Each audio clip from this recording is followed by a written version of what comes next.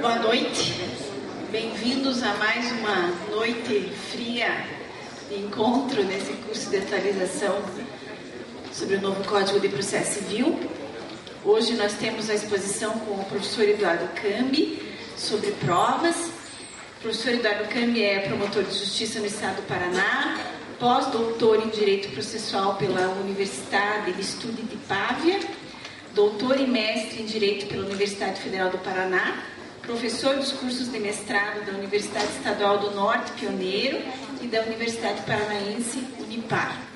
Ele trouxe um livro, Direito e Justiça, estudos em homenagem a Gilberto Giacoia, cuja organização é do professor Eduardo Cambi e Alencar Frederico Margraf. E nós iremos sortear ao final da exposição deles para aqueles que estiverem presentes ainda. Agradeço a presença do professor Eduardo Cambi e desde logo passo a palavra.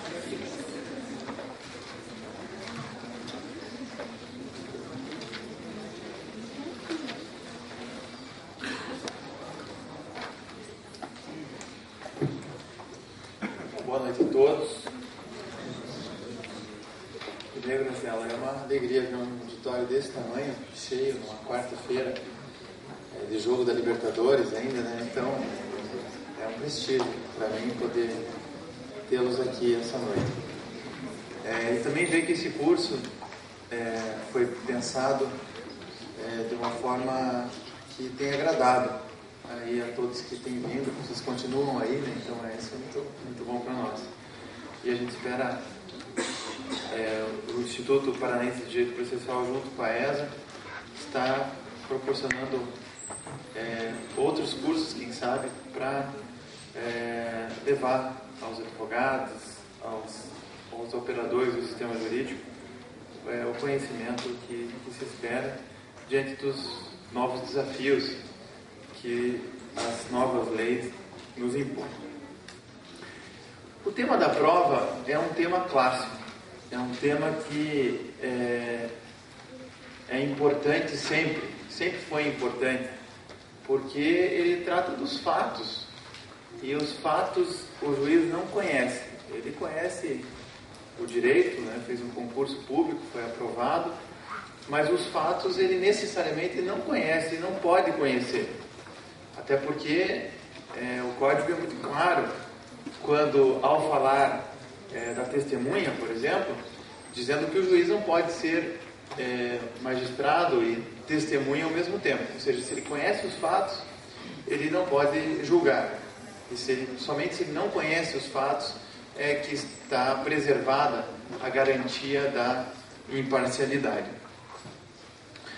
O novo código repete muitas regras do código anterior, porque, como eu disse, é um tema clássico, e traz algumas novidades que eu vou frisar com as senhoras, com os senhores. Quando a gente estuda esse tema da prova, a gente costuma dividir o tema em teoria geral da prova e provas em espécie. Evidentemente que não vai dar para falar de todos os temas, e por isso que eu fiz uma seleção para que a gente pudesse salientar os pontos mais importantes. Vamos começar então pela teoria geral da prova, pelo conceito de prova. Eu disse que a prova está ligada aos fatos. A prova visa demonstrar os fatos, não qualquer fato, evidentemente, mas os fatos jurídicos relevantes para o julgamento da causa. Mas é um termo que é plurissignificante, o termo prova. E ele significa basicamente três coisas. Ele significa meio, atividade e resultado. A prova é um meio, na medida em que coloca à disposição daqueles que vão ao Poder Judiciário, daqueles que pretendem fazer valer o seu direito, ser reconhecido perante o Estado juiz, é um meio de demonstrar que o que se alega é verdadeiro. Então, quem vai ao judiciário tem o ônus de alegar e também o ônus de provar. Prova, portanto, é um meio, é um argumento, talvez o argumento mais importante que está à disposição da parte para fazer valer o seu direito em juízo, para comprovar a veracidade das suas alegações. A prova também é atividade, porque a prova ela está regulamentada no Código de Processo Civil. É o Código de Processo Civil, por exemplo, que vai dizer quem pode e quem não pode ser testemunha. É o Código de Processo Civil que vai dizer como se escolhe o perito. É o Código de Processo Civil que vai dizer o que é um documento público e um documento particular. Portanto, prova é atividade na medida em que esse procedimento, esses requisitos estão previstos na lei processual. A admissibilidade da prova, a produção da prova e a valoração da prova, que são 3 temas muito caros aqui à teoria geral da prova. A admissibilidade, que o Código não vai admitir todo o meio de prova. Por quê? Porque a gente está dentro do processo de conhecimento, da atividade de cognição, mas existem alguns limites para a produção da prova. Isso está lá na Constituição, lá no artigo 5º, quando, por exemplo, proíbe as provas obtidas por meios ilícitos. Ou seja, a atividade cognitiva do Estado juiz, ela está limitada por outros direitos fundamentais, num contexto do sistema jurídico. A prova também se preocupa com a produção, na medida em que tem prazos, tem quem pode requerer e quem não pode, e, enfim, preclusões. Tudo isso está dentro da ideia de produção, audiência de instrução e julgamento, quando for necessária a produção de provas orais. E, por último, a valoração da prova, que é o mais importante, porque não adianta a gente fazer todo um esforço para produzir prova se o juiz simplesmente desconsidera essa prova ou não leva em consideração a argumentação que as partes fizeram para convencer o juiz de que tem razão. E esse resultado da prova, então prova é meio, atividade e resultado, porque a prova é produzida para o juiz decidir a causa, para o juiz se convencer da procedência ou da improcedência do pedido, para o convencimento, portanto, judicial. Outro tema importante da teoria geral da prova diz respeito à função que a prova exerce no processo. E aqui 2 teorias se chocam e precisam ser entendidas e até mesmo conciliadas, que é a teoria demonstrativa da prova de um lado e a teoria persuasiva da prova do outro. O que está em questão aqui? A prova tem uma função importante no processo, que é levar o conhecimento dos fatos ao juiz. Agora, o que se discute é os limites dessa busca pela prova. Com a prova se busca a verdade. Qual verdade que se busca? Ou não é possível encontrar verdades no processo? É possível apenas juízos de verossimilhança ou versões a respeito de um determinado fato. A teoria demonstrativa da prova vai dizer que é possível encontrar uma verdade no processo. Certamente não é uma verdade absoluta.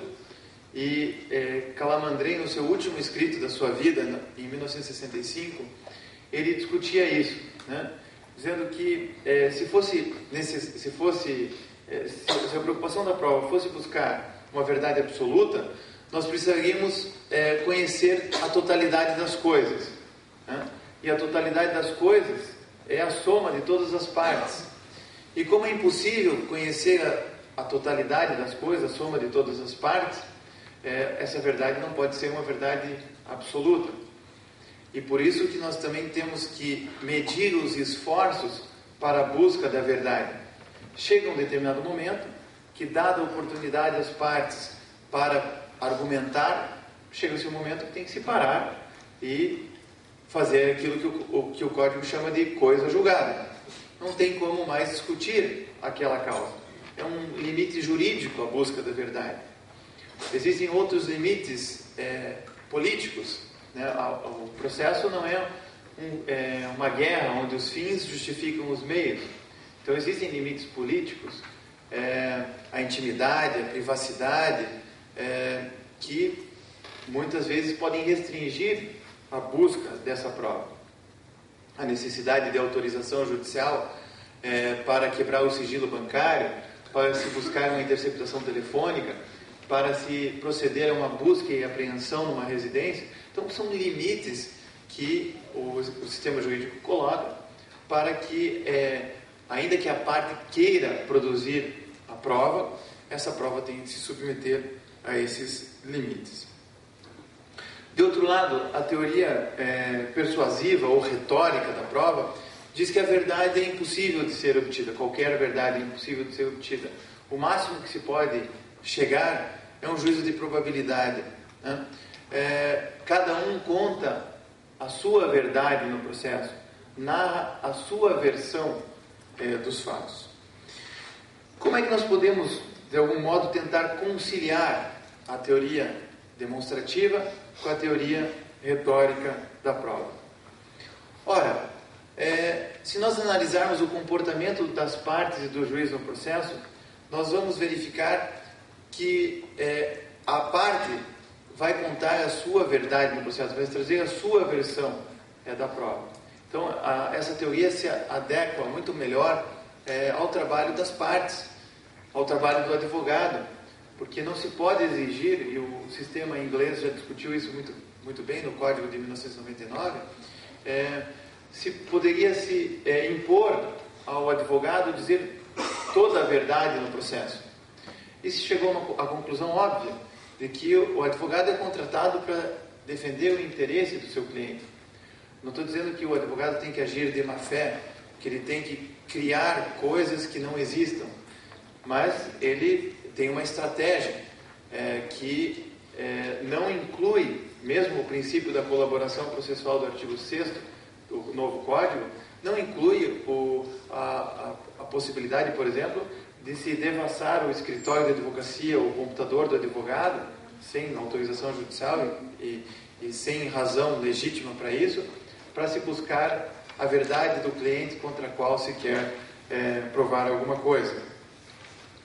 E por outro lado, nós temos o uso demonstrativo da prova, que é o papel do juiz, o terceiro imparcial, aquele que, recompondo fatos pretéritos, que os fatos são sempre pretéritos, são sempre acontecimentos, fatos ocorridos no passado, ele montando aquele quebra-cabeça, aquela reconstrução dos fatos, ele, de forma imparcial, vai tentar conciliar a busca possível de uma verdade. Por isso que Tarufo fala que é possível conciliar ambas as teorias, porque o juiz está preocupado com a verdade ligada com a justiça, enquanto que a parte está preocupada em trazer a verdade do seu cliente, a sua posição em relação aos interesses do seu cliente. E a mesma questão também se impõe ao Ministério Público, que quando atua no processo como custos legis, como fiscal da lei no ordenamento jurídico antigo a gente falava fiscal da lei, no novo código fala-se corretamente de fiscal do ordenamento jurídico, para estar em consonância com o artigo 127 da Constituição. Também é um terceiro que está ali, embora ele não seja imparcial a ponto de ser comparado ao juiz, ele pode, de certo modo, conciliar também essas duas tentativas de se buscar a verdade para se fazer a justiça. O terceiro ponto importante da teoria geral das provas diz respeito aos princípios da prova. E aqui eu quero apontar rapidamente os principais princípios que norteiam a compreensão das provas. O primeiro princípio, que estava lá no artigo 332 do Código de 73 e foi reproduzido no artigo 369, 369 do novo Código, fala dos meios típicos e dos meios atípicos de prova. Meios típicos de prova são aqueles que estão tipificados, regulamentados, normatizados no novo código, ou no velho também, que é a prova documental, a prova testemunhal, a prova pericial, o depoimento pessoal, são os meios de prova típicos. Além desses, existem os meios de prova atípicos, que são aqueles que não estão regulamentados no código, mas não ferem aquilo que o código chama, são moralmente legítimos, né? O exemplo que nós citávamos no código anterior, em relação ao processo civil, era a prova emprestada. A prova emprestada no código de 73, não havia uma regra que regulamentasse as provas emprestadas. Ou seja, aquelas provas produzidas, por exemplo, no processo penal e transladadas para o processo civil. Hoje esse exemplo já não cabe mais, porque o novo Código de Processo Civil, lá no artigo 372, regulamenta as provas emprestadas. Então o artigo 372 agora é um novo parâmetro para nós entendermos as provas emprestadas. O que é prova emprestada? Como eu disse, é um documento, porque ela chega ao processo para o qual ela foi transladada na forma de documento. Ela se forma num processo e vem para outro processo como um documento. Essa prova é importante? Sim, é importante, principalmente porque num sistema que a cada vez mais se exige uma duração razoável do processo, uma celeridade na prestação jurisdicional. Isso está muito bem colocado, seja no artigo 5º, 78 da Constituição, seja no artigo 4º do novo Código de Processo Civil. Essa economia processual é bem-vinda. E também porque a jurisdição ela é una.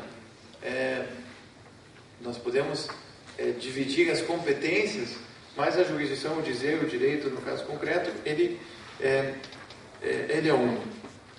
A grande questão em relação às provas emprestadas verge sobre a eficácia e a validade dessas provas emprestadas.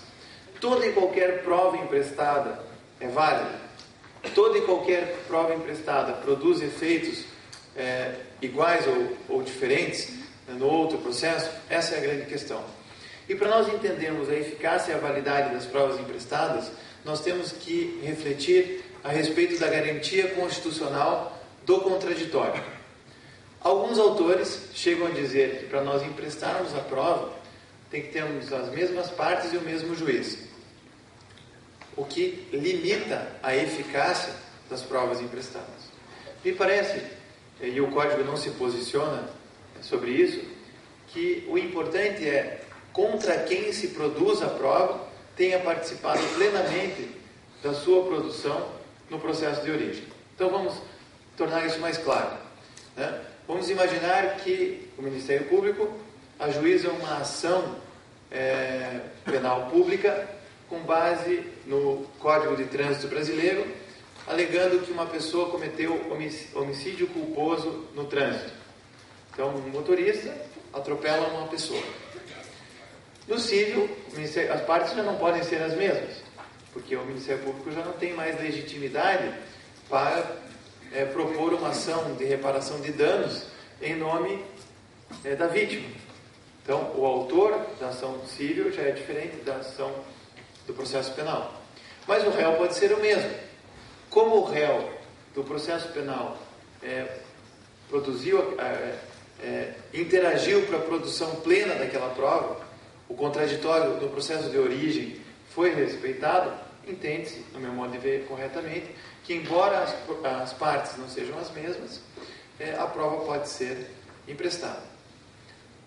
Agora vamos imaginar o seguinte, que essa ação seja ajuizada contra a empresa cujo motorista está empregado.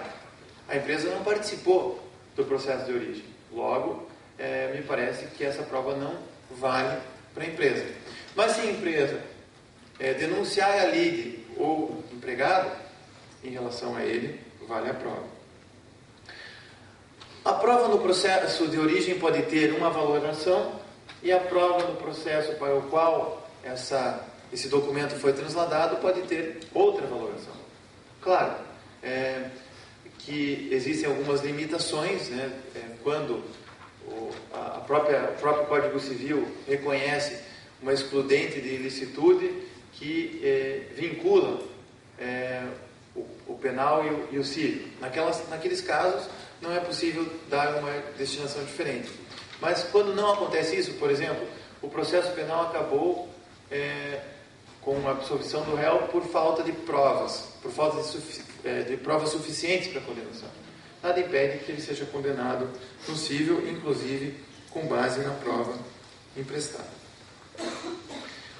Outra prova atípica no Código de Processo Civil de 73, que passa a ser típica no novo Código de Processo Civil, é aquilo que se denomina ata notarial. Ata notarial é algo que está regulamentado no artigo 384 do novo Código de Processo Civil. Ou seja, quando alguém quer evidenciar a existência ou o modo de existir de algum fato, ele pode buscar um tabelião que lavrará uma ata a respeito daquele determinado fato. E essa ata pode ser acompanhada de imagem, de som, arquivo eletrônico ou qualquer outra forma de documentação. E essa ata vai ter então uma fé pública e, portanto, uma presunção relativa de autenticidade desse documento. Vamos imaginar que alguém faz uma compra pela internet e o fornecedor não entrega adequadamente aquele produto. Como essas ofertas podem se alterar, ele vai até o tabelião e pede para que o tabelião registre o conteúdo daquele site, para que quando ele vier a discutir eventuais questões de direito do consumidor com o fornecedor, ele possa partir daquela ata notarial para demonstrar o seu direito. Ata notarial não se confunde com escritura pública, que é outra coisa, né? Que é o meio pelo qual os negócios jurídicos são constituídos. É uma simples forma de evidenciar determinados fatos. E o Código Civil também tem um capítulo de prova. Interessante observar isso. Mas a prova no Código Civil não tem nada a ver com a prova no processo civil. Porque a prova no direito civil diz respeito à formalidade, à solenidade de constituição do ato jurídico, do negócio jurídico.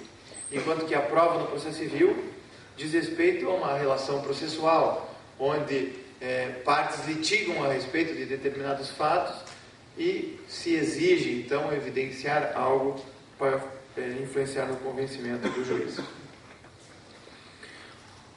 Bom, eu dei dois exemplos, a ata notarial e a prova emprestada. Então vocês poderiam dizer, mas qual outra prova, então, atípica que poderíamos ter, já que esses exemplos não se impõem, não se colocam mais? Um tema que me parece bastante interessante, novo, é aquilo que se chama de informante confidencial. Bom, o que é informante confidencial? É alguém que quer levar uma denúncia, por exemplo, de um ato de corrupção para uma autoridade pública, mas ele, com medo de represálias, ele não quer aparecer, né?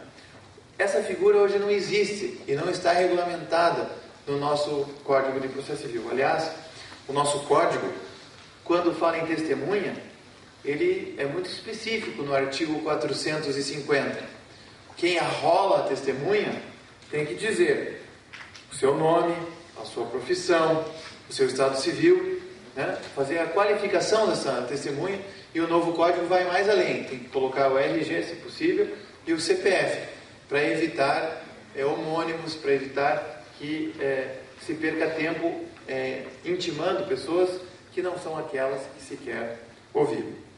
Agora, se alguém então quiser fazer uma representação, por exemplo, ao Ministério Público, para narrar um ato de improbidade administrativa. O Ministério Público ou arrola aquela testemunha do jeito que está lá no artigo 450, numa ação civil pública, ou ele vai não ter condições de demonstrar, pelo menos pela forma de testemunhas, aquele fato. Uma daquelas 10 medidas que o Ministério Público Federal sugeriu a partir da experiência da Operação Lava Jato foi a regulamentação do artigo 5º, inciso 14 da Constituição Federal, para ter a possibilidade de se ter um informante confidencial. Ou seja, para que essa pessoa pudesse, para que esse elemento pudesse ser debatido no processo sem que ele tivesse necessariamente que aparecer. É evidente que, que isso não basta para uma condenação, da mesma forma que uma delação premiada não basta para uma condenação, mas seria um ponto de partida. E se o juiz exigisse a identificação dessa pessoa, caberia então a quem ajuizou essa ação optar ou por excluir essa informação ou por convencer aquele que fez a informação a revelar a sua identidade. E em casos excepcionais, assim está no projeto de iniciativa popular que foi encaminhado ao Congresso Nacional, se ficar demonstrado, por exemplo, que é um fato falso, que atinge a honra ou atinge direitos de terceiros e possa vir a caracterizar crime de denunciação caluniosa, falso testemunho, ou mesmo causar prejuízos cíveis a terceiros, necessariamente essa identidade deveria ser revelada. Outro princípio importante, que de certo modo é uma consequência desse primeiro, da atipicidade dos meios de prova, é o princípio da vedação das provas ilícitas, que está lá, como eu disse, no artigo 5º, inciso 54 da Constituição Federal, que diz: são inadmissíveis no processo as provas obtidas por meio ilícito, que nada mais é do que um limite ético, um limite político à busca da verdade. O direito à prova, ainda que seja um direito importante, um argumento relevante para que a parte convença o juiz de que tem razão, evidentemente não é um direito absoluto. E aí nós vamos ter que ponderar sempre, quando dois direitos fundamentais estiverem em conflito, nós vamos ter que fazer a ponderação dos direitos para harmonizá-los no caso concreto. A jurisprudência, por exemplo, tem dito que é admissível a quebra do sigilo bancário de um profissional autônomo numa ação de alimentos quando não se tem outros elementos para demonstrar a sua capacidade de pagar ou não determinada pensão alimentícia. Então veja que já é aí uma ponderação. Admite-se invadir a intimidade, a privacidade do devedor de alimentos em casos em que não há outros meios de prova para poder buscar uma justa medida e fixar a pensão em favor do alimentante. Outro tema também que conversa com esse princípio da vedação das provas ilícitas é o direito constitucional ao silêncio. O direito ao silêncio também está na Constituição Federal, no seu artigo 5º, inciso 58. Artigo 63. Diz lá: o preso será informado dos seus direitos, entre os quais o de permanecer calado, sendo-lhe assegurada a assistência da família e do advogado. Só fala em relação ao preso. Entretanto, a jurisprudência do Supremo Tribunal Federal, em matéria de comissões parlamentares de inquérito, e também levado a outras questões do processo civil, tem dito que o direito ao silêncio também é uma limitação à busca da verdade. Agora, quais são os limites também do direito ao silêncio? aquela questão do bafômetro, né, que foi o teste etiométrico, que foi decidido pelo STJ, né, no sentido de que não se pode obrigar ninguém a assoprar lá no bafômetro, né? No entanto, se a pessoa não é obrigada a fazer o exame, outros meios de prova podem ser utilizados, como, por exemplo, o que consta do boletim de ocorrência. Agora, o que me parece que a jurisprudência ainda precisa avançar é quando a prova a ser obtida é uma prova não invasiva e que, na ponderação dos bens jurídicos, o direito a ser provado tem uma relevância maior do que a restrição causada à intimidade e à privacidade da pessoa. Vocês lembram que o Supremo Tribunal Federal, em 1994, por 5 votos a 4, disse que nas ações de investigação de paternidade, ninguém é obrigado a fazer o exame do DNA. 5 a 4, em 94. Talvez se essa questão voltasse ao Supremo Tribunal Federal hoje, com uma composição absolutamente diferente daquela época, talvez a gente teria um julgado diferente. Também existe um precedente interessante do Supremo que diz respeito àquela cantora mexicana Gloria Trevi. Ela acusou os policiais, ela apareceu grávida na carceragem da Polícia Federal e disse que foi objeto foi estuprada por agentes da Polícia Federal. E nesse caso o Supremo Tribunal Federal admitiu que se retirasse uma parte da placenta para fazer o exame do DNA, que depois se constatou que não era a criança não é dos agentes carcerários, né? O que no fim acabou sendo uma boa novela mexicana, né? Antes dela ser extraditada. Muito bem, então me parece, e a jurisprudência hoje em matéria de processo penal já tem relativizado isso. Por exemplo, quem engole droga se pode não ser submetida a um exame de raio-x para se comprovar se está carregando droga ou não. Já tem jurisprudência dizendo que pode, o que vem dentro dessa ideia de aplicação do postulado da proporcionalidade e da razoabilidade. Outro princípio importante, dentro ainda da teoria geral da prova, é o princípio da não hierarquização da prova. As provas, pelo menos é o que está colocado no Código de Processo Civil, devem ser tratadas todas igualmente, pelo menos em tese. Todas as provas têm o mesmo valor probatório. Agora, nós sabemos, né, o Adalberto daqui chegou aqui, o Adalberto, quando eu vinha para cá, ele falava assim: você vai falar que a prova testemunhal é a prostituta das provas? Né? Eu vou falar dela, porque nesse momento cabe bem, Adalberto, essa situação, porque, como diz Carnelucci, num escrito lá da década de 20 do século passado, o documento tem maior credibilidade do que a prova testemunhal. Por quê? Porque a prova documental, ela materializa o determinado fato. Ela é estática, ela cristaliza determinada situação. Ao passo que a prova testemunhal depende da memória da pessoa, isso considerando que estamos diante de uma pessoa de boa fé, que não está sendo, que não tem interesse na causa, né?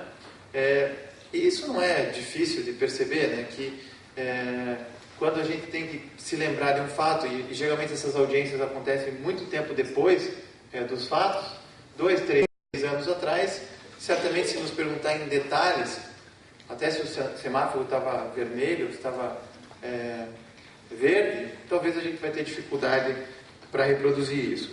E o próprio Código de Processo Civil reconhece isso. Lá no artigo 443, ele diz lá, 443, o juiz indeferirá a prova testemunhal quando os fatos já estiverem provados por documento ou confissão da parte, bem como por só documento ou só exame pericial puderem ser provados. Então, ainda que se diga que existe um princípio da não hierarquização da prova na parte geral, na parte especial há uma contradição.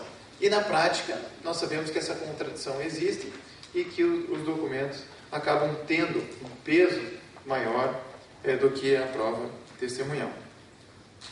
Outro princípio que existia no código anterior, e alguns dizem até que não existe mais no código novo, é o princípio do livre convencimento motivado do juiz. Porque, se nós lembrarmos, o artigo 131 do Código de Processo Civil de 73 dizia que o juiz tinha liberdade, livremente vai valorar as provas. E esse advérbio, livremente, não é reproduzido no artigo 371 do novo Código. Isso significa que o princípio foi abolido? Não. Esse princípio do livre convencimento do juiz nunca existiu. O juiz nunca teve liberdade para fazer o que bem quisesse em relação à prova, né? O juiz sempre teve que motivar essa prova. E pelo nosso código atual, o 489, parágrafo 1º, diz que o juiz precisa fundamentar adequadamente a sua decisão, sob pena dessa decisão ser nula. Não se chegou ao princípio da completude da prova, mas se aproximou bastante dele. Vamos lá, no artigo 489, parágrafo 1º,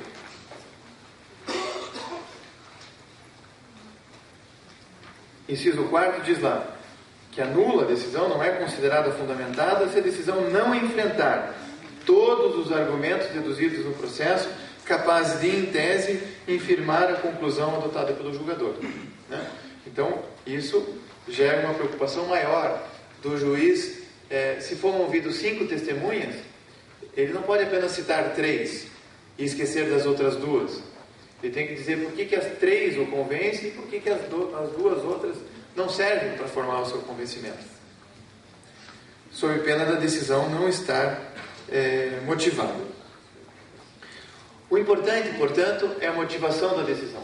O professor Michele Tarufo, com quem eu estudei lá em Pavia, que tem o melhor livro de provas que eu conheço, ele separa em 2 contextos. Ele fala que o juiz tem o contexto da descoberta e tem o contexto da justificação. Diz o professor Tarufo, pouco importa como o juiz se convenceu. Se ele se convenceu no final de semana, se ele se convenceu conversando com o advogado, se ele se convenceu ouvindo a testemunha. Jamais nós vamos conseguir entrar na cabeça do juiz para saber exatamente por que ele optou por um lado ou pelo outro. Mas o contexto de justificação, esse é o que me importa. A forma com que ele exerce a motivação é que torna essa decisão correta ou incorreta.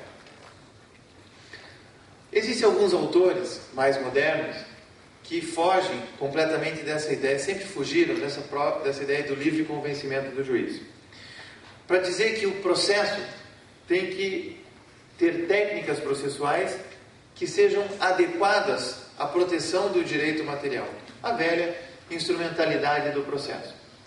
E, por exemplo, um autor gaúcho, o professor Danilo Kishnik, que escreveu sua tese de doutorado sobre estándares probatórios, ele separa o grau de exigência na formação do convencimento do juiz em relação ao direito material. Então, por exemplo, quando se está diante da liberdade da pessoa, processo penal por evidência, tem lá o indúbio pro réu, ou seja, não se tira a liberdade de ninguém se há uma dúvida razoável de ser ele ou não ser autor daquele delito. O mesmo estándar, segundo o professor Kishnik, não se aplicaria, por exemplo, a uma ação de cobrança, onde ele sugere aqui um outro estándar, que seria o da preponderância da prova. E em situações intermediárias, que não está nem a liberdade, que vai gerar uma reclusão, e nem uma questão meramente patrimonial, como, por exemplo, uma improbidade administrativa, que tem sanções mais drásticas, como a suspensão dos direitos políticos, né? Ou ainda, quando se está diante de uma ação de perda ou suspensão do poder familiar, né? Se tira da mãe, do pai, uma criança, porque se diz que ela não cuida bem da criança, são situações, ou ainda situações que versam sobre direitos difusos, direitos coletivos. Eles sugerem um estándar intermediário, que são as provas claras e convincentes. Eu sei que é bastante subjetiva essa classificação do professor Kishnik, o que é uma prova clara e convincente, o que é a preponderância da prova. Mas eu trago essa doutrina simplesmente para dizer que existe um esforço também da doutrina para aproximar o direito processual do direito material. O quinto e último princípio que eu gostaria de fazer referência é o princípio da aquisição processual ou da comunhão da prova, que está expressamente consignado no novo Código de Processo Civil, lá no seu artigo 371, na sua parte final, que diz que o juiz apreciará a prova constante dos autos, e daí vem lá, independentemente do sujeito que a tiver promovido. O que significa isso? Que se o autor trouxe 5 testemunhas e o réu não trouxe nenhuma, mas a testemunha que o autor trouxe traz fatos que justificam a acolhida da tese do réu, pouco importa que essa testemunha tenha sido arrolada pelo autor, o juiz poderá julgar improcedente o pedido, porque a prova é do processo, a prova se comunica no processo, a prova não é nem do autor nem do réu. Eu também gostaria rapidamente de falar sobre um último princípio. Eu achei que é o último, mas eu vou falar do princípio da oralidade ainda, que também é importante.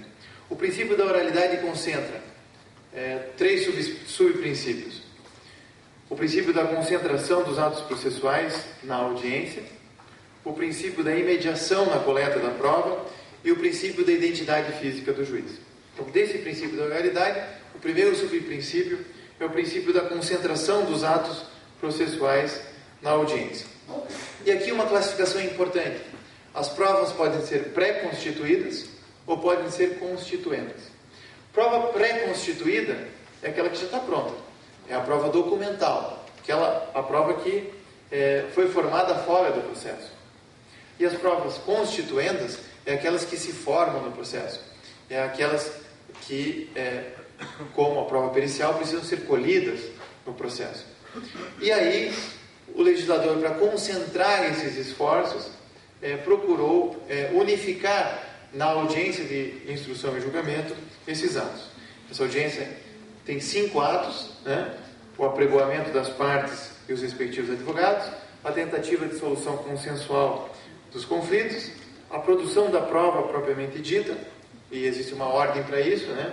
Primeiro, eventualmente o perito esclarece aquilo que as partes desejam, os assistentes técnicos também, depois o depoimento pessoal das partes e, por último, a prova testemunhal. Primeiro as testemunhas do autor, depois as testemunhas do réu. E nessa concepção do legislador, nós já estaríamos prontos para debater a causa. 20 minutos para uma parte, 20 minutos para outra. Se exigir um pouquinho mais de discussão, mais 10 minutos para uma parte, 10 minutos para outra. Isso seria o ideal, e o juiz já proferiria a sentença em audiência. Na prática, a gente sabe que nem sempre isso acontece, que raramente isso acontece, e que muitas vezes essas alegações finais são substituídas por alegações escritas, né? Outra preocupação da concentração processual é com relação à unidade da audiência.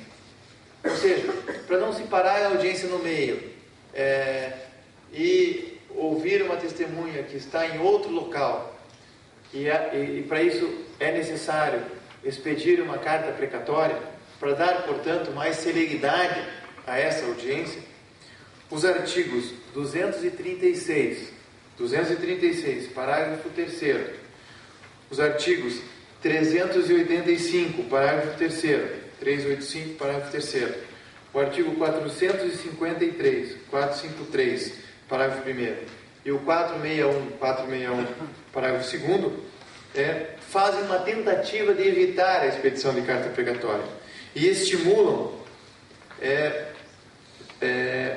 a possibilidade de videoconferência e a possibilidade de outro recurso tecnológico. A primeira experiência foi do Código de Processo Penal, e de uma forma restritiva, e até com um julgado bastante pouco incentivador da videoconferência no processo penal, da lavra do ministro Peluso, né? E aqui se reconhece a possibilidade ampla do uso da videoconferência ou outro recurso tecnológico, né? Não precisa ser nada sofisticado, pode ser Skype, pode ser Hangout, pode ser qualquer coisa que esteja ao alcance das partes e dos juízes. Eu acredito que se a gente tivesse que fazer uma crítica ao Código, foi o fato de ter insistido demais nas mesmas formalidades, nas mesmas solenidades do Código anterior. Muito embora em alguns pontos ele tenha mitigado esse rigor formal, por exemplo, na questão da contestação, eliminando a exceção de incompetência, no caso da incompetência e a reconvenção, em outros casos ele acabou repetindo as mesmas formalidades. Por que eu estou dizendo isso? Porque a gente sabe que o processo fica muito mais tempo parado, o processo físico, fica muito mais tempo parado no cartório do que na mesa do juiz ou no escritório do advogado. Então, se o Código tivesse apostado mais nesses meios tecnológicos, se tivesse apostado mais no processo eletrônico, nós teríamos economizado tempo e ganhado mais eficiência na prestação jurisdicional. Outro subprincípio é o subprincípio da imediatidade na colheita das provas. E aqui tem uma mudança significativa. O artigo 416 do Código de Processo Civil de 73 dizia que o juiz é o presidente da audiência e que o juiz, nesse sistema presidencialista, o advogado deveria perguntar e não diretamente para a testemunha, para a parte contrária, mas sim por intermédio do juiz. A primeira modificação desse sistema presidencialista foi lá no Código de Processo Penal, que o artigo 212, a partir de reformas na década de 90, já permitiam aquilo que se chama de Direct and Cross-Examination, uma experiência do direito norte-americano que já permitia que o advogado perguntasse diretamente para a sua testemunha e para a testemunha da parte contrária. Por que isso é importante? Porque a parte tem o ônus da prova, a parte que tem o conhecimento melhor dos fatos do que o juiz. E, portanto, é um corolário, um desdobramento do princípio dispositivo. Se a parte tem que alegar e tem que provar, é natural que ela tem que ter um protagonismo na produção dessa prova.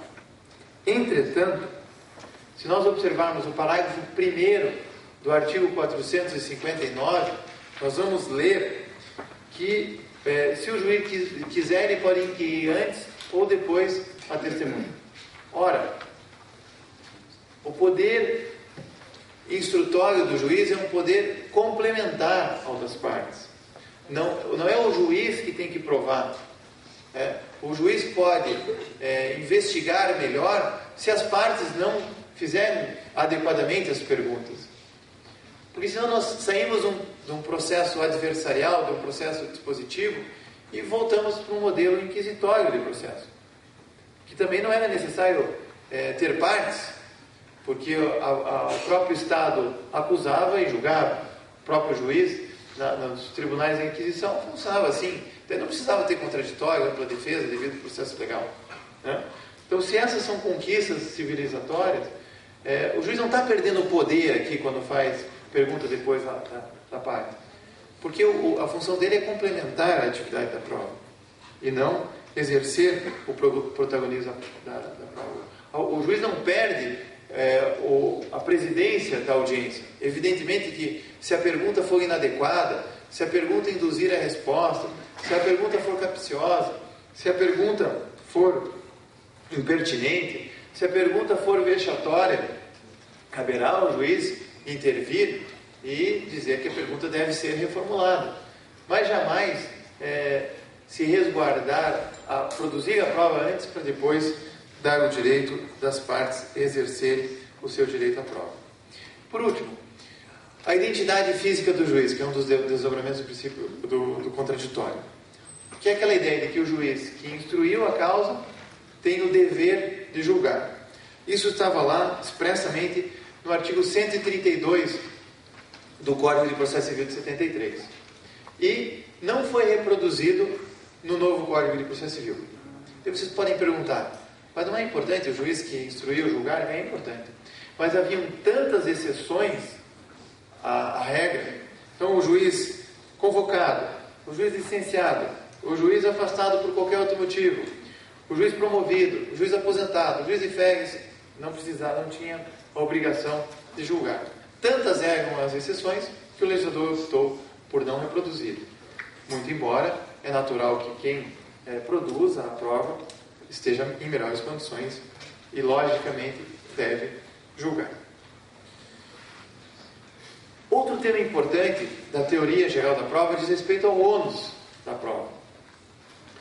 O ônus da prova pode ser distribuído. Quando a gente estuda o ônus da prova, a gente fala em ônus da prova em sentido subjetivo e ônus da prova em sentido objetivo. O que é isso? Ônus da prova em sentido subjetivo. Estava lá no 333 do Código anterior e está no 373, inciso 1º e 2º do novo Código. Cabe ao autor provar o fato constitutivo do seu direito. Cabe ao réu provar os fatos impeditivos, modificativos e extintivos. Então, uma distribuição subjetiva do ônus da prova.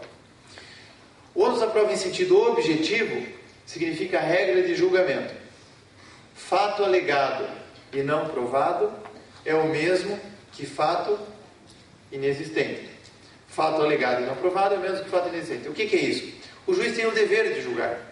Se chegar no final do processo, ele verificar que a parte alegou e não provou, ele não pode cruzar os braços e esperar que aquela prova apareça.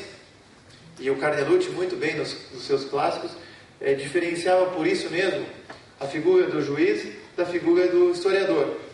O historiador não tem essa preocupação. Ele pode demorar 50 anos, se ele quiser, para escrever um livro. O juiz tem uma limitação temporal. Ainda que ele esteja em dúvida, ele é obrigado, ele tem o dever de julgar. Bom, qual é a alteração significativa? Nem sempre é fácil para o autor provar o fato constitutivo do seu direito.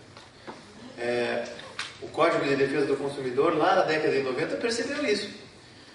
Por uma questão de equidade, por uma questão de isonomia entre as partes, para não criar aquilo que a doutrina chama de ônus diabólico. O que é ônus diabólico? Uma restrição tão grande para a parte que implicaria a própria negação do direito material, ele criou uma técnica. A técnica de inversão do ônus da prova. Ou seja, quando a alegação for verossimilhante ou quando houver hipossuficiência do consumidor, inverte-se o ônus da prova.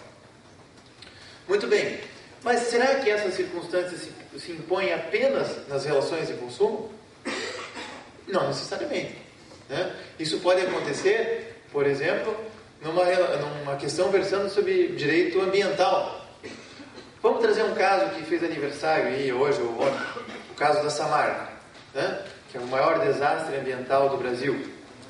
Seria razoável exigir que uma associação em defesa do direito ambiental ou o próprio Ministério Público tivesse que demonstrar que houve falha na construção da barragem? Ou seria muito mais fácil, ou é mais fácil, para aquele que projetou a barragem, operou a barragem, demonstrar que estavam sendo feitas todas as manutenções e aquele dimensionamento da barragem foi feito de forma tecnicamente adequada. Então, foi justamente por isso que o parágrafo 1º do artigo 373 do novo Código diz assim: os casos previstos de lei, então, por exemplo, o Código de Defesa do Consumidor, ou quando for impossível ou excessivamente difícil cumprir a regra geral, ou seja, cabe ao autor provar o fato constitutivo, cabe ao réu os demais fatos, ou ainda, quando for mais fácil para a outra parte a obtenção da prova do fato contrário, o juiz pode inverter o ônus da prova. Eu me lembro de uma ação que eu propus em 2005. Né? Era a seguinte ação. Tinha uma empresa, não me lembro se era Vivo, se era TIM, construiu uma torre de telefone celular do lado de uma escola. E nós questionávamos se estava correto ou não a torre estar ali posicionada, porque ele tinha uma escola grande, muitas pessoas transitando ali, e nós então ajuizamos uma ação com obrigação de fazer para que aquela antena fosse transferida para um lugar mais distante, alegando que aquelas ondas eletromagnéticas poderiam causar prejuízo à saúde das pessoas. Foi feita uma perícia lá no interior, né, do estado, com as limitações, até para o Ministério Público arcar com as custas de uma perícia, e o juiz, então, aplicando o ônus da prova em sentido subjetivo, embora se tratasse de um direito difuso, disse assim: o Ministério Público não provou que faz mal para a saúde, julga improcedente a ação civil pública, para a obrigação de fazer e não fazer. Na apelação eu falei: olha, o juiz se equivocou, porque ele não deveria ter aplicado tradicionalmente o artigo 333 do Código de Processo Civil 73. Ele tinha que levar em consideração que se tratava de um direito difuso e que, na dúvida, existe um princípio no direito ambiental que diz que é o princípio da precaução. Aplica-se o princípio da precaução. Mas o tribunal insistiu e confirmou a decisão. Penso que, se fosse hoje que a situação tivesse acontecido, nós teríamos aqui um bom argumento para dizer que a inversão do ônus da prova não é apenas na relação de consumo, mas é em toda e qualquer situação que é mais fácil para a parte contrária provar o fato constitutivo do direito. É evidente que o Código traz limitações para a distribuição dinâmica do ônus da prova. E por que é dinâmica? Porque no Código anterior é estático. Cabe ao autor provar isso, cabe ao réu provar aquilo. E não se falava em nada diferente. Hoje se fala em uma distribuição dinâmica, ou seja, no caso concreto, op iudice, por obra do juiz, como é no Código de Defesa do Consumidor, analisando essas situações do parágrafo 1º do artigo 373, o juiz pode ou não inverter o ônus da prova. Desde que não crie um ônus diabólico para a parte contrária, ou seja, desde que seja mais fácil realmente para a parte contrária provar o fato constitutivo do direito. Desde que se dê a oportunidade do direito à prova em sentido contrário, ou seja, ele não pode, por força expressa do parágrafo 1º e 2º do 373, ele não pode inverter o ônus da prova ou aplicar a teoria da distribuição dinâmica do ônus da prova na sentença. Né? Lembro que quando estudávamos o Código de Defesa do Consumidor, por vários anos se discutia se o juiz poderia ou não inverter o ônus da prova na sentença, ou se deveria fazê-lo antes. Até que, nos últimos anos, o Superior Tribunal de Justiça pacificou a interpretação do artigo 6º, inciso 8º, para dizer que não pode ser na sentença, que tem que ser antes dela, justamente para se dar a oportunidade ao fornecedor de demonstrar. E, quando o juiz inverte o ônus da prova, por força expressa, também do Código de Processo Civil, deve-se ser uma decisão fundamentada. Um outro tema que está na teoria geral da prova e que é interessante, é inovador, é a produção antecipada das provas. A produção antecipada das provas está prevista em 3 artigos: o 381, 382 e 383. Bom, como vocês sabem, já tiveram aula dessa matéria, nós não temos mais um livro do processo cautelar. O legislador optou por unificar as tutelas provisórias na parte geral do Código de Processo Civil. E no Código anterior nós tínhamos um tópico próprio para a produção antecipada da prova, que estava vinculada ao periculum in mora, né, o perigo na demora. O novo código inova, porque assimila o código anterior, no inciso 1º do artigo 381, mas fala em duas outras hipóteses de produção antecipada da prova. Vamos ver lá. 381, inciso 2 e inciso 3. Fala lá. É possível a produção antecipada da prova quando for suscetível de viabilizar uma autocomposição ou outro meio adequado de solução do conflito, ou ainda quando se justificar em razão do prévio conhecimento dos fatos para evitar ou não, ou justificar o ajuizamento de uma ação. Percebam que aqui nós temos uma situação diferenciada no inciso 2º e no inciso 3º. A parte pode buscar o auxílio do Poder Judiciário simplesmente para se convencer primeiro se deve ajuizar a ação ou não. Ou ainda, para ter elementos para justificar uma autocomposição fora do processo. Então, vejam, e depois as outras regras do 382 e 383 dizem que o juiz não vai julgar o mérito da produção antecipada da prova. Ele vai simplesmente assegurar o direito autônomo à prova. O que significa dizer? Que não é necessário, como era no código anterior, a partir da efetivação da tutela cautelar, ajuizar uma ação principal no prazo de 30 dias. Não tem mais isso. Porque se reconhece aqui um direito autônomo à prova. Se depois que ele conseguiu aquela prova, por exemplo, uma busca e apreensão no escritório de contabilidade, ou a quebra do sigilo fiscal e bancário de alguém, ele pode se convencer ou não de que deve ajuizar aquela ação. E os autos, inclusive, ficam para ele, não ficam para o Poder Judiciário. Então, mutatis mutandis, o que nós temos aqui? Uma espécie de inquérito civil. Uma espécie de inquérito civil. O que é um inquérito civil? É um procedimento administrativo conferido exclusivamente ao Ministério Público para convencer-se se há ou não lesão ou ameaça de lesão a direitos.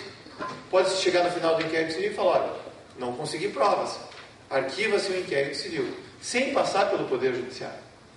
Aqui, então, se traz o Poder Judiciário para facilitar a produção de uma prova quando necessário, quando a busca e apreensão, quebra de um sigilo, inclusive para facilitar a oitiva de uma testemunha, se for o caso, ou uma produção antecipada de uma perícia. E com isso, então, mesmo que não haja um periculum in mora, mesmo que não haja um perigo de dano ou risco de dano ao processo, essa situação se coloca. E independente da parte, qualquer parte, autor ou réu, pode se valer dessa produção antecipada da prova. E lá no artigo 383 fica claro que o juiz não analisa o mérito, portanto não há coisa julgada, e que os autos, depois do prazo de 1 mês para a extração de cópias e certidões, são devolvidos ao autor, ao requerente da produção da prova. Desse modo, o direito brasileiro se aproxima do direito norte-americano, porém, lá no direito norte-americano é um pouquinho diferente. Né? Lá no direito norte-americano existe o Instituto da Discovery. Né? O que é Discovery? Nos filmes isso é muito claro. Né? Me lembro daquele filme O Juiz, que é um filme recente. Né? Percebam que antes do trial by jury, antes do julgamento chegar no júri, os advogados já têm conhecimento pleno das provas. Para quem viu o filme vai lembrar. Para quem não viu, não vou contar o filme também para não perder a graça, que esse é o ponto-chave do filme. Né? Mas sem contar exatamente, o promotor diz assim: você vai querer ir para o júri? Você vai ser condenado no júri. Eu tenho essa prova aqui que vai te condenar no júri.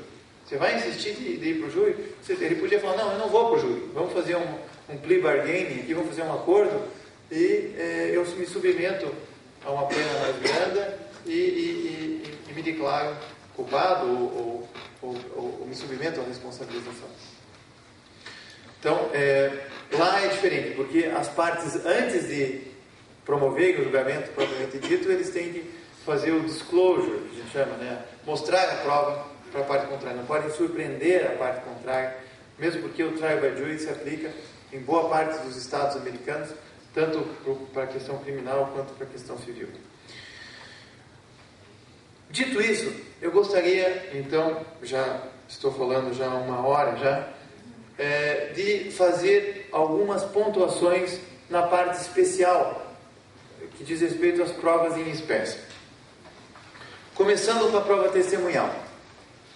Uma inovação em relação à prova testemunhal diz respeito à possibilidade de menores de 16 anos, e o Código continua insistindo no termo menores, embora desde o Código do Estatuto da Criança e do Adolescente, desde a Convenção da ONU dos Direitos da Criança e do Adolescente, já não se usa o termo menor, né, que é pejorativo, né? Como também não se fala hoje em portadores de deficiência, né? São termos que a gente tem que aprender a não usar, né?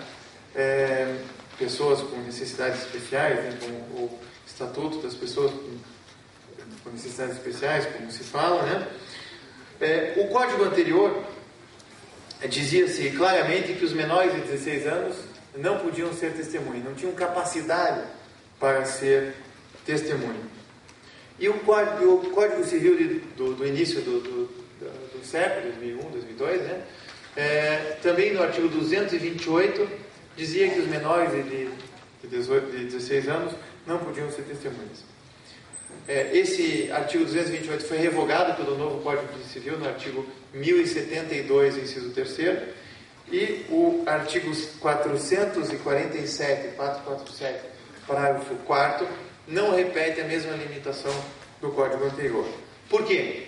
Porque o Brasil é signatário da Convenção da ONU sobre os Direitos da Criança, que foi ratificada, que foi assinada na década de 90 e foi incorporada ao ordenamento jurídico brasileiro em novembro de 1990.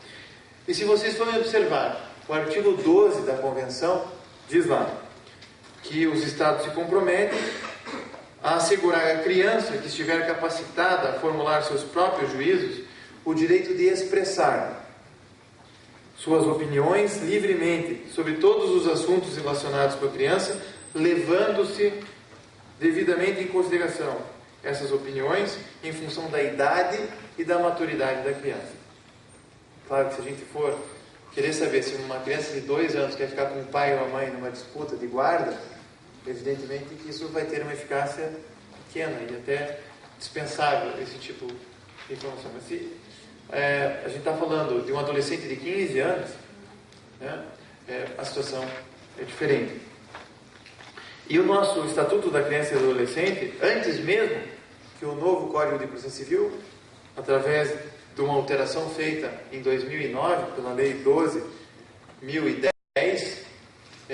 em vários momentos recomendou que o juiz ouvisse crianças e adolescentes. Por exemplo, o artigo 28, os seus parágrafos 1º e 2º, e o 168 do Estatuto da Criança e do Adolescente, diz expressamente que para as questões de adoção, tutela e guarda, né, a criança, se maior de 12 anos, deverá ser ouvida com a ajuda, inclusive, de uma equipe interprofissional, se for necessário. Algum tempo atrás, o Conselho Nacional de Justiça já recomendou isso, se criou aquela técnica do depoimento sem dano, né? Principalmente para aqueles casos que envolviam crimes sexuais contra crianças e adolescentes. Porque a estatística mostra que o maior número de estupros são cometidos pelo pai ou pelo padrasto, e que essa vítima acabava não falando em juízo, justamente porque o agressor continuava dentro de casa.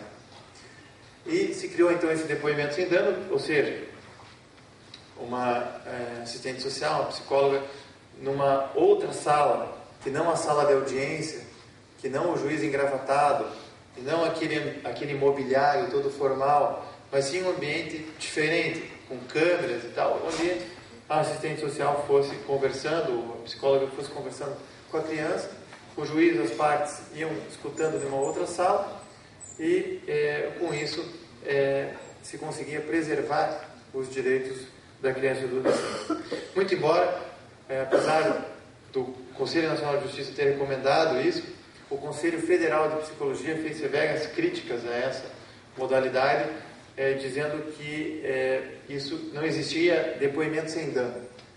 Pode ter depoimentos com maior dano e com menor dano.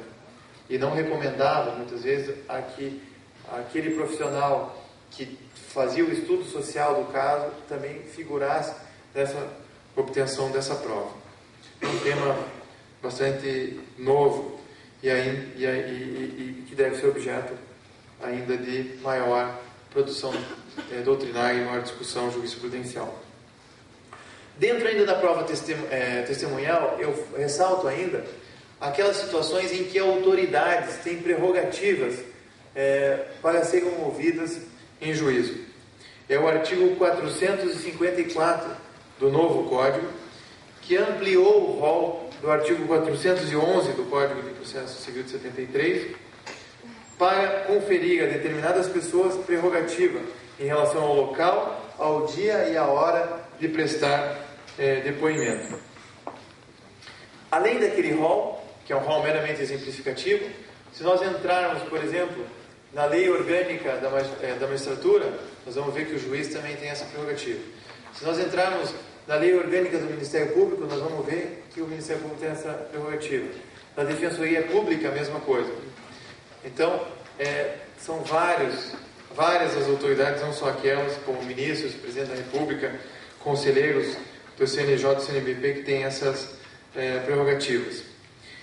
O Código Português, e aqui nós podemos ter avançado mais, no artigo 264.3, diz que toda vez que a parte arrola uma autoridade, ela tem que justificar por que está fazendo, para evitar nomear alguém simplesmente para se ganhar tempo no processo. Então é muito comum, às vezes, numa ação de improbidade, o prefeito nomear deputados, senadores, presidente da República, porque isso faz com que o processo demore mais. E às vezes não contribui em nada com a busca da verdade e com a solução dos fatos. Agora, qual é a novidade?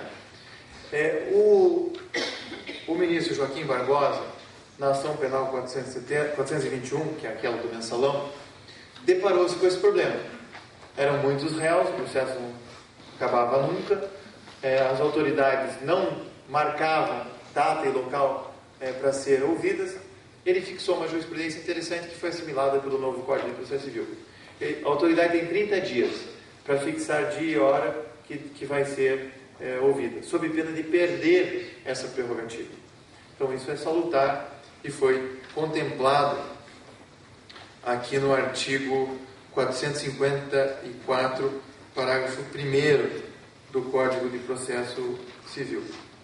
Se ele marca e não comparece, ele perde a prerrogativa e deve ser ouvido preferencialmente em juízo. Outra inovação interessante que toca mais de perto a atividade das senhoras e dos senhores advogados diz respeito à intimação da testemunha. Qual que era a regra do Código anterior? A intimação se fazia por oficial de justiça. Qual é a regra do novo Código? Artigo 455. Essa intimação deve ser feita pelo advogado. O advogado tem o ônus de comunicar levar a sua testemunha sob pena de não poder, de perder a oportunidade de desistência doitiva da testemunha. Então, o advogado deve fazer uma carta registrada, juntar esse AR no processo, sob pena de não ouvir essa testemunha. Salvo quando, e daí as situações estão excepcionalizadas no parágrafo 1º do artigo 455. Né? Quando frustrada a intimação pelo advogado, diz a primeira hipótese, ou ele conseguir comprovar que não consegue localizar a testemunha, ou quando se tratar de servidor público ou militar, ou quando se tratar de autoridade com aquela prerrogativa que a gente fez referência, ou ainda quando essa testemunha for arrolada pelo Ministério Público ou pela Defensoria Pública.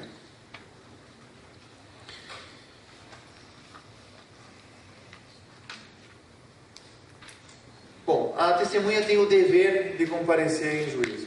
Então, ela não é uma faculdade da testemunha. Uma vez intimada, ela tem que ir, sob pena de ser conduzida e responder pelo adiamento da audiência e pelas despesas delas decorrentes. Ainda, em relação à ordem em que as testemunhas são ouvidas, o Código, no artigo 456, parágrafo único, disse o seguinte, que é possível alterar a ordem, primeiro a do autor, depois a do réu. É possível alterar a ordem se as partes concordarem. E aqui o Código foi mais restritivo que a jurisprudência pacífica do STJ. Porque a jurisprudência pacífica do STJ diz que pode inverter a ordem, desde que é justificado, desde que não cause prejuízo a nenhuma das partes. Então está lá as 10 testemunhas do réu e 3 testemunhas do autor. Mas falta uma testemunha do autor. Não é razoável, muitas vezes, mandar aquelas 10 testemunhas do réu embora para casa e esperar a boa vontade da testemunha do autor. No entanto, o Código fala, se as partes concordarem, e aí vai ser uma questão para a doutrina e para a jurisprudência construir em cima disso. Eu penso que é um excesso de rigor aqui.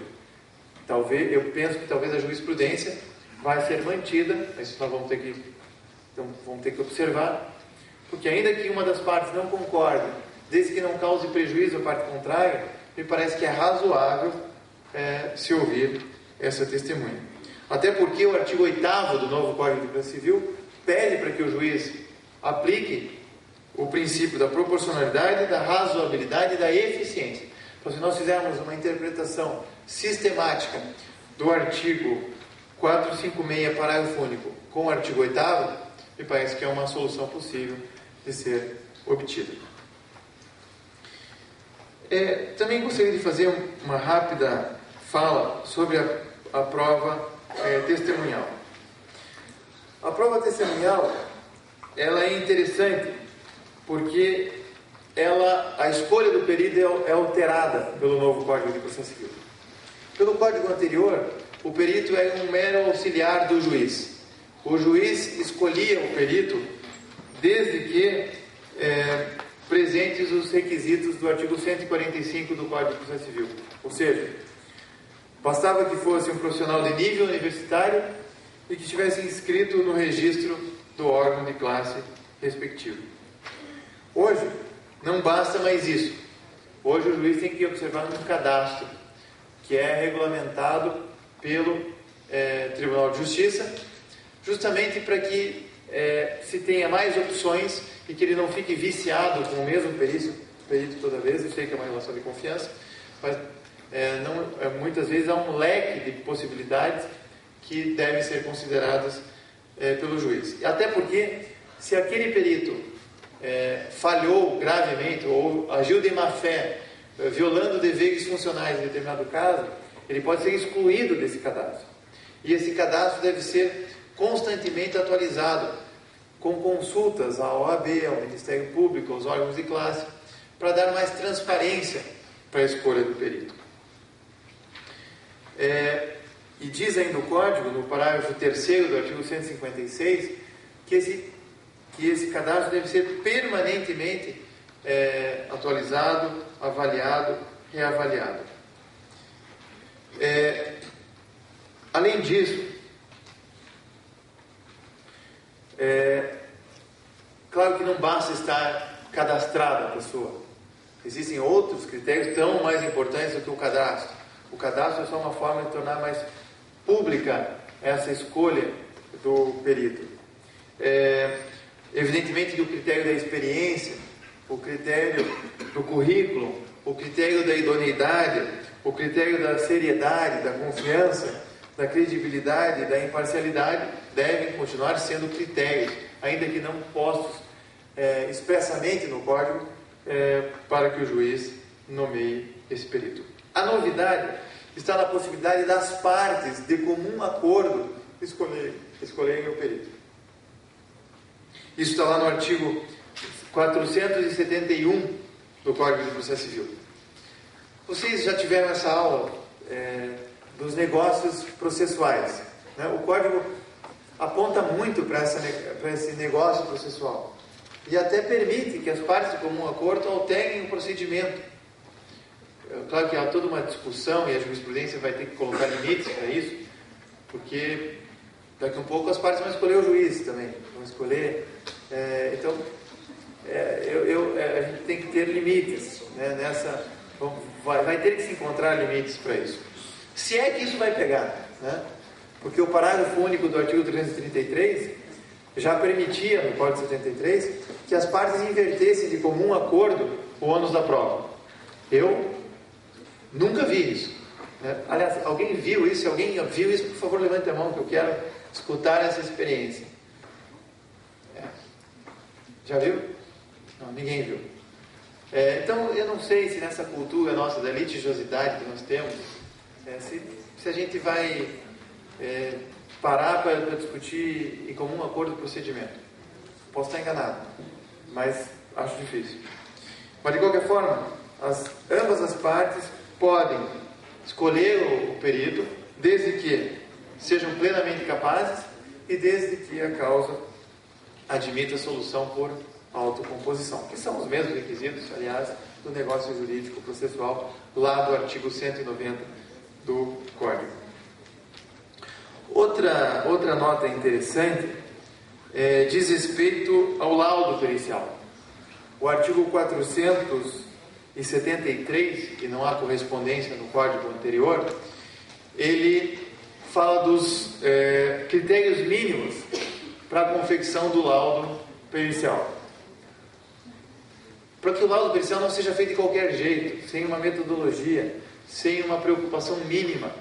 E diz lá que tem que se expor ao objeto da perícia, fazer uma análise técnica ou científica dos fatos à luz das fontes das provas, das pessoas ou das coisas produzidas, indicar o método que foi utilizado, devendo ser justificado a escolha do método com bibliografia, com estatística, enfim, com alguma outra forma científica de justificação do método, e principalmente uma resposta conclusiva de todos os quesitos, né? E com uma linguagem, parágrafo 1º do artigo 473, simples e coerente com a lógica. Ora, nenhum advogado, nenhum juiz, nenhum promotor tem a obrigação de pegar um dicionário de medicina para entender o parecer do laudo do perito. Ele tem que traduzir isso a ponto que qualquer pessoa, mesmo aquela não versada no conhecimento técnico, entenda.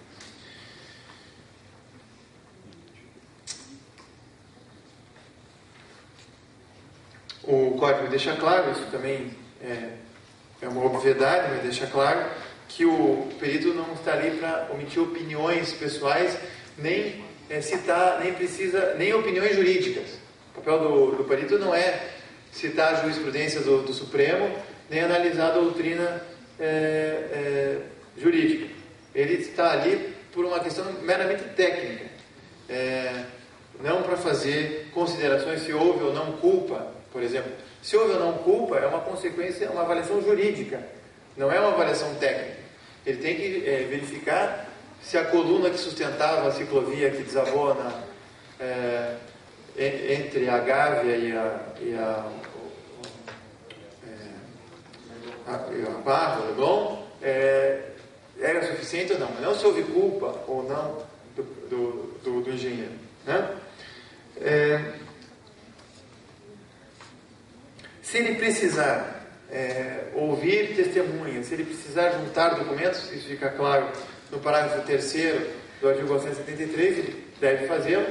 Agora, se alguém se recusar a prestar informações a ele, evidentemente que ele não tem poder de coerção. Ele vai ter que comunicar o fato ao juiz, para que o juiz intime a pessoa e preste essa informação em juízo. É importante, portanto, esse artigo 473, porque auxilia na valoração das provas. E, geralmente, quando tem uma prova testemunhal no processo, ela acaba, naturalmente, tendo um peso diferenciado. Claro que o juiz não é um mero homologador de laudo pericial. É claro que o juiz não é um mero carimbador do trabalho do perito.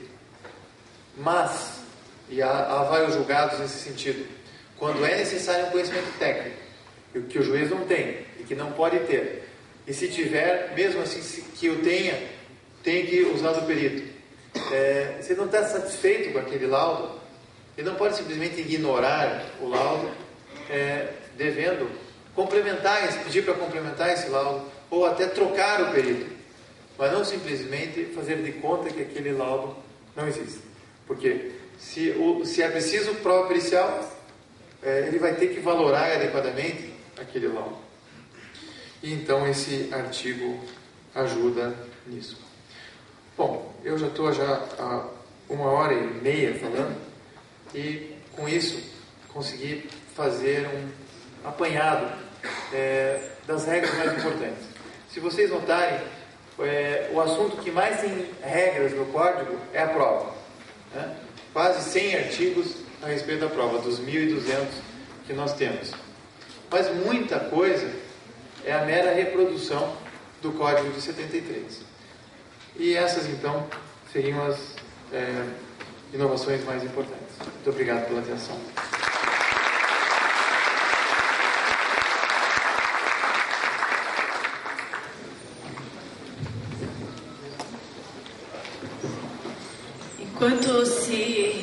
Queria agradecer em primeiro lugar ao professor Eduardo Cami, parabéns pela exposição.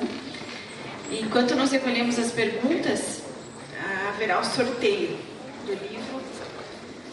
Professor.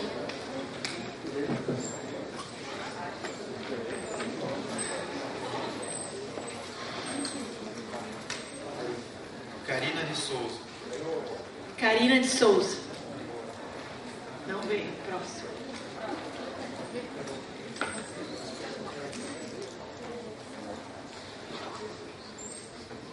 Vanessa Pedrolo Cani. Vanessa está.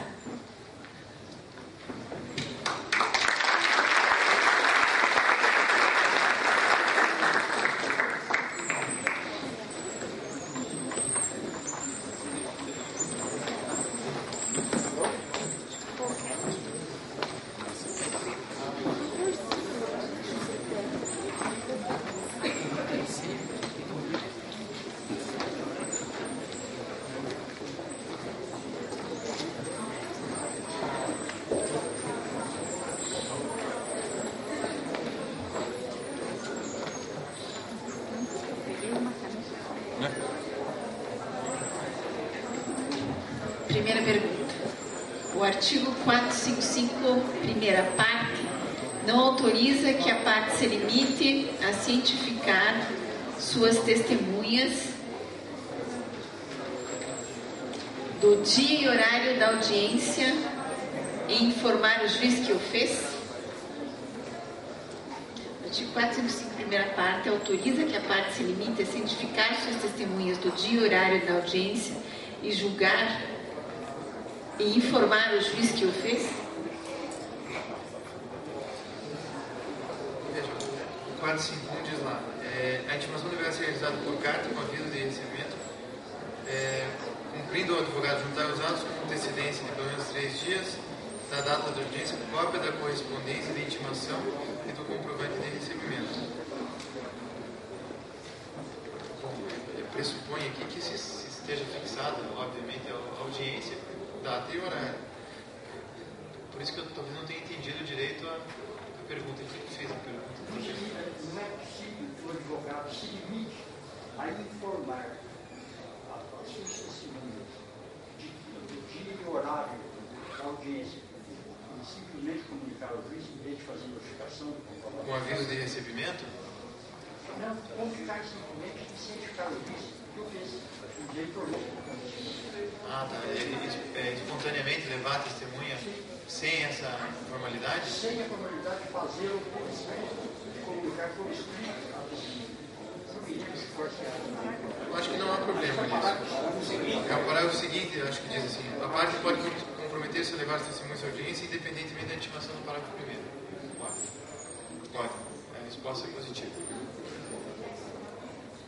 A consequência seria a mesma daí? Não, a consequência é a mesma. Se você não levar, se ela não aparecer, você perdeu a oportunidade. Perde a oportunidade. Se intima. Por isso que se você intimar e ela não for, você perde a oportunidade.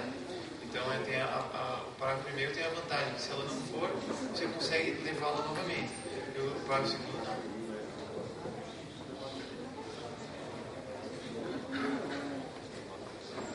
A inversão do ônus da prova pode ser deferida de ofício pelo magistrado? O 473 não dá essa possibilidade. O Código de Defesa do Consumidor, uma interpretação que se pode fazer do artigo 1º, o artigo 1º fala que se trata de normas de ordem pública e finalidade social. Então, é possível no Código de Defesa do Consumidor advogar isso em razão do artigo 1º. E aqui no Código de Processo Civil não me parece que seja possível. A Karine de Souza estava, vai precisar de mais um livro daí, professor. Eu trago mais um livro. Ela foi sorteada, estava lá em cima. Não, mas tudo bem, pode deixar que eu me comprometo. Serão 2 livros, então não se preocupe. Mais alguma pergunta? Estava escrevendo? Se quiser falar, fala.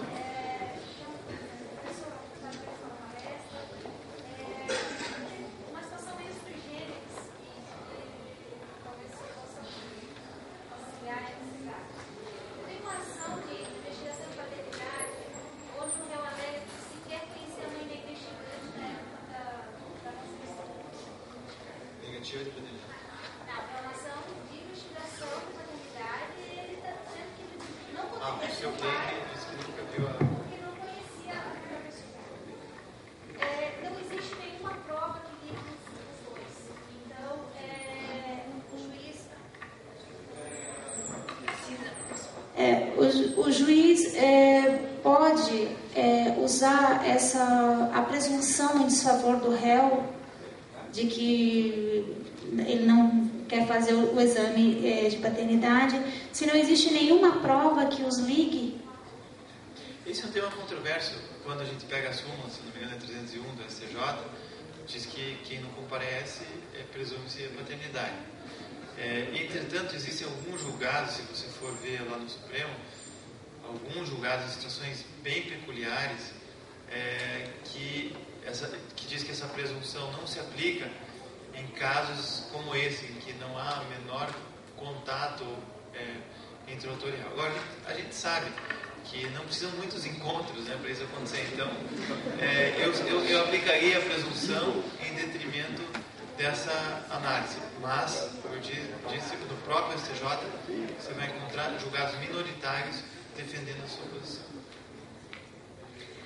Como fica a questão intertemporal com relação a provas ainda não produzidas, mas deferidas no CPC de 73?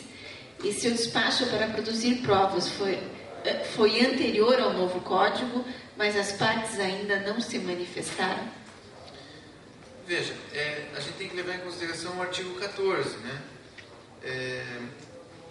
A norma processual não retroage e será aplicável imediatamente aos processos em curso, respeitados os atos processuais praticados e as situações jurídicas consolidadas.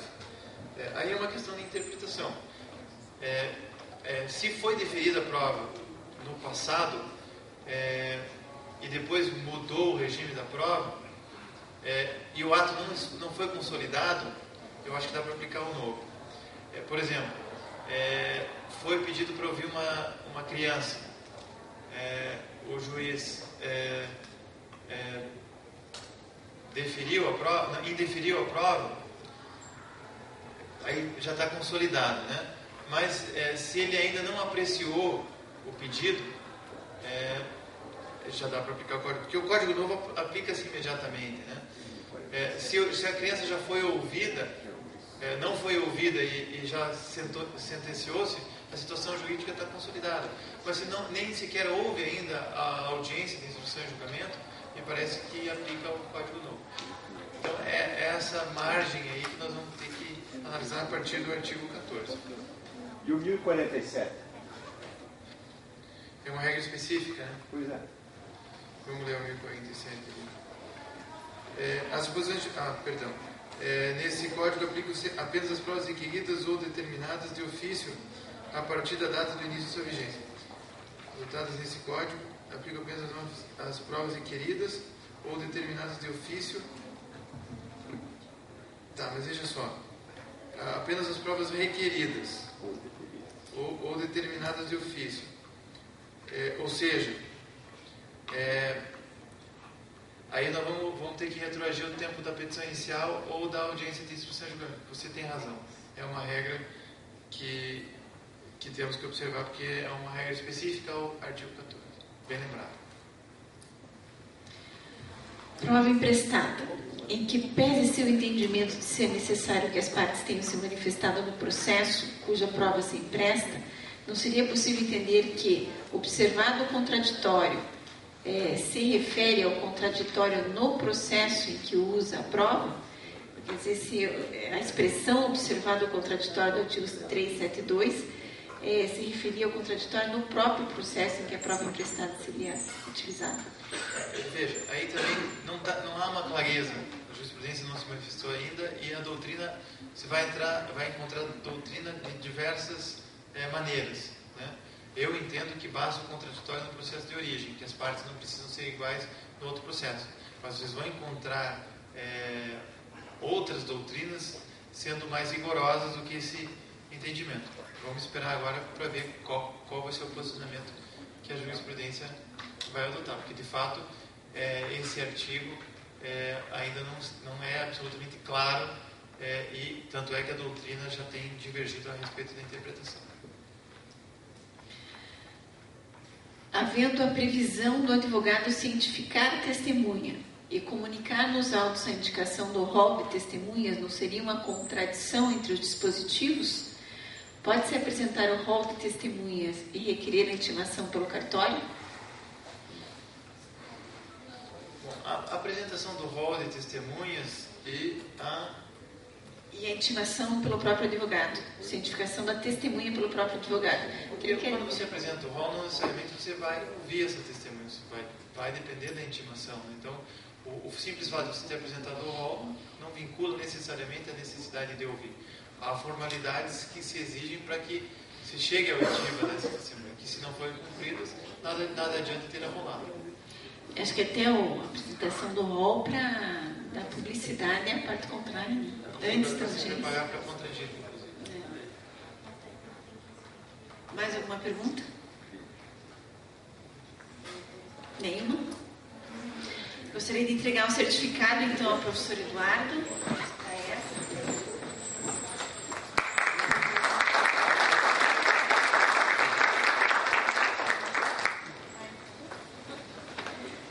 Quero avisar que terça-feira que vem teremos o professor Leonardo Ferres e o professor que falará sobre tutela provisória e o professor Gilson Delgado Miranda, inovação no processo de execução.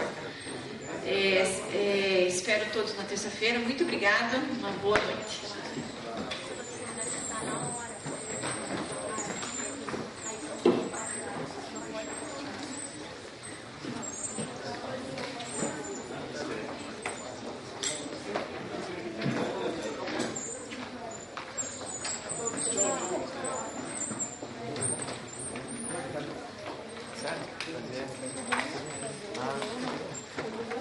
Vamos lá. E aí, tudo bem? Tudo bem? Tá tudo bem.